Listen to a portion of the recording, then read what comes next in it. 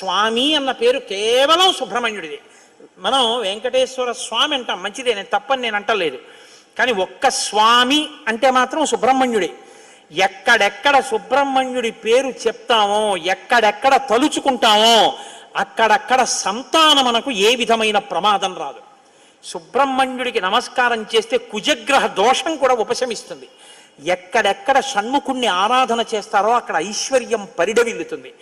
పక్కన ఉన్నటువంటి తమిళ దేశం, ద్రవిడ దేశంలో అంత ఐశ్వర్యం వచ్చింది, అన్ని పరిశ్రమలు వచ్చాయంటే కారణం ఏమిటో తెలుసా అండి? సుబ్రహ్మణ్యారాధన. వాళ్ళు విపరీతమైన సుబ్రహ్మణ్యారాధన చేస్తారు. సుబ్రహ్మణ్య ఆరాధనం చేసినా, షణ్ముఖుడికి ప్రదక్షిణం చేసినా, ఆయనకి నమస్కారం చేసినా జ్ఞానము, ఐశ్వర్యము, సంతానమునకు క్షేమము, ఆయువు, ఆరోగ్యము అన్నీ కలుగుతాయి. అంత శక్తివంతమైనటువంటి సర్గ ఈ